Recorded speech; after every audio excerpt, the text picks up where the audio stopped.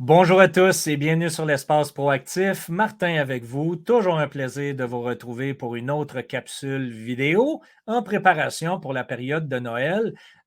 Période qui est parfaite pour sortir à l'extérieur, prendre des grandes bouffées d'air frais, sortir des réseaux sociaux un peu de la division, de la corruption et de toutes les problématiques alors que la Terre gronde. Et quand je dis la Terre gronde, vous avez compris que je ne parle pas d'environnement nécessairement, mais je parle surtout d'aspects géopolitiques et de toutes les tensions que nous sommes en train de vivre collectivement. Et pourquoi ne pas en profiter durant cette période pour passer du temps de qualité avec les gens que vous aimez?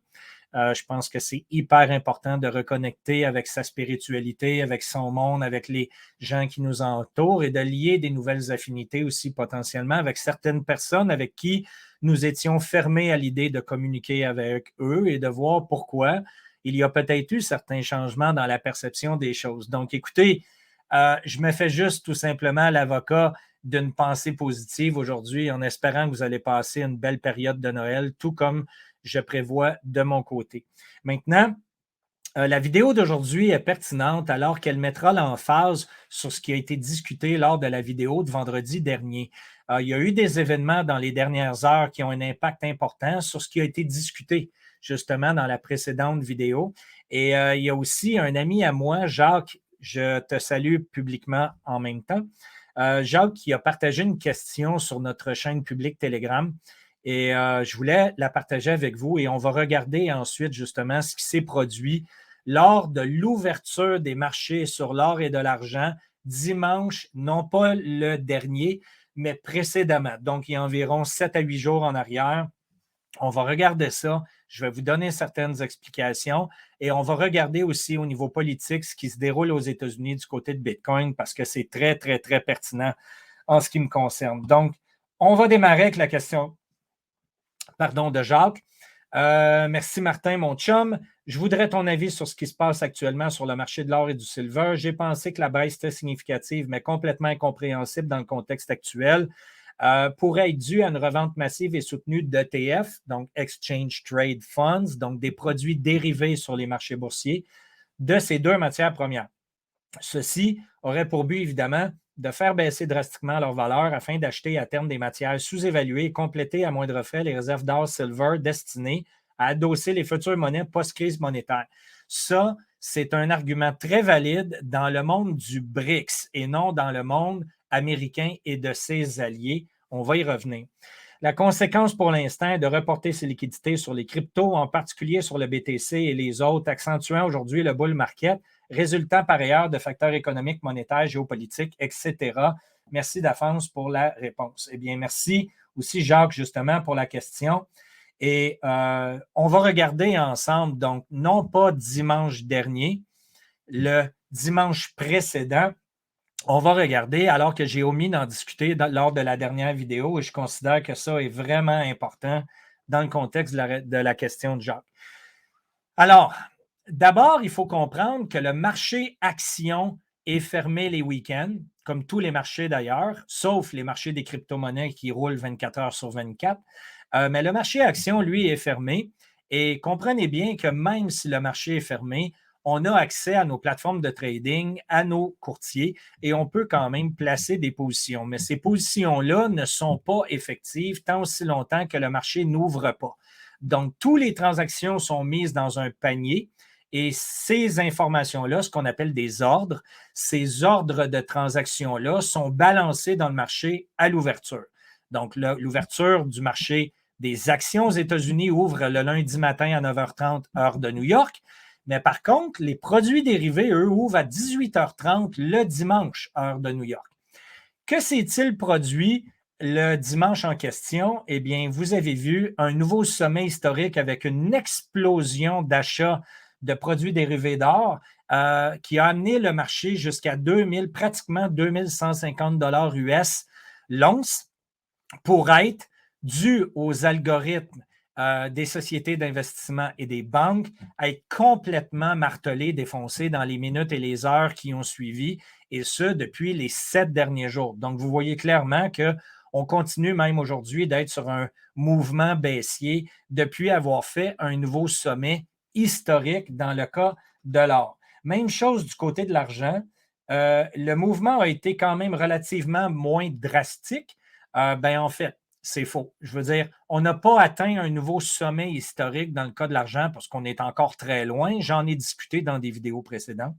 Par contre, vous voyez clairement, encore une fois, la manipulation ici, à qui veut bien le voir, et on a poussé à la baisse de pratiquement 26 US à aujourd'hui à 22,78 US.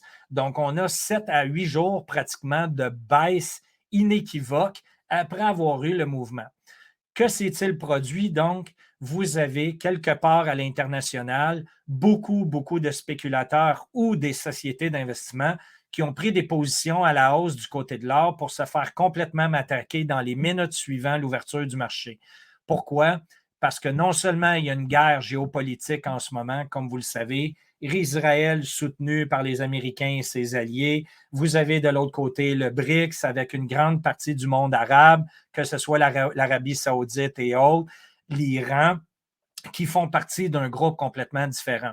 Et on sait d'entrée de jeu que le BRICS regarde potentiellement, et non seulement regarde, mais ont discuté ouvertement de vouloir adosser une nouvelle monnaie en circulation avec que ce soit des matières premières physiques tangibles, ça pourrait être de l'or, du pétrole et autres.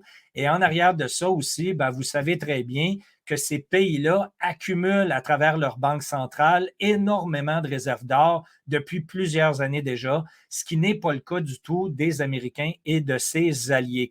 Donc, les Américains qui cherchent tout simplement à garder mainmise à travers le dollar américain au niveau économique international. Et on ne peut pas se permettre du côté des États-Unis de laisser le prix de l'or et de l'argent monter, ce qui crée des gaps, des spreads, des écarts en français de plus en plus grands entre le marché de Shanghai et le marché de New York et le marché de Londres et ailleurs.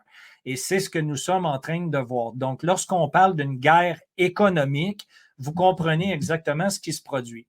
Les répercussions de ça, telles que discutées dans des vidéos précédentes, eh bien, imaginez les pauvres sociétés minières qui n'ont pas la capacité d'avoir un vrai prix pour leur matière, qui sont limitées en fait dans leur capacité de faire de l'exploration, de faire des nouvelles acquisitions et de continuer leurs activités et de générer des bénéfices pour leurs investisseurs alors que les prix sont complètement manipulés de toutes pièces avec de l'impression de devises fiduciaires qu'on appelle le dollar US. Donc, c'est une guerre économique pour garder les prix bas, pour continuer de faire de l'accumulation. Et tristement, donc, ça impacte les sociétés minières. Et les sociétés minières doivent jouer un rôle important, que ce soit dans toutes les économies, incluant les nouveaux développements technologiques, les économies vertes, environnementales et autres. On a besoin de ces matières-là pour être capable de progresser collectivement. Et tristement, les manipulations de marché limitent et créent énormément de résistance à ce niveau-là. Donc, j'espère que c'est clair du côté des matières précieuses, ce que l'on a vu depuis les 7-8 derniers jours. Maintenant, on a vu, à vous de vous présenter ça, tiens, on a vu une baisse drastique du prix de Bitcoin, n'est-ce pas? Alors qu'on est passé de 44 000 US et des poussières à environ 40 750 US et on s'est restabilisé un peu depuis, alors qu'on ferait maintenant à 41 304, toujours en dollars US aujourd'hui. Et que s'est-il passé justement pour avoir ce mouvement drastique-là à la baisse qui a eu un impact dans toutes les crypto-monnaies, bien sûr, lorsque Bitcoin tousse, tout le monde est malade? Eh bien, on a la sénatrice Elizabeth Warren, surnommée Pocahontas par notre Trump national. J'espère que vous comprenez l'alias par rapport à Pocahontas parce que c'est absolument hilarant.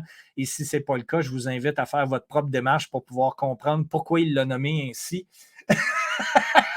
Mais c'est un autre sujet.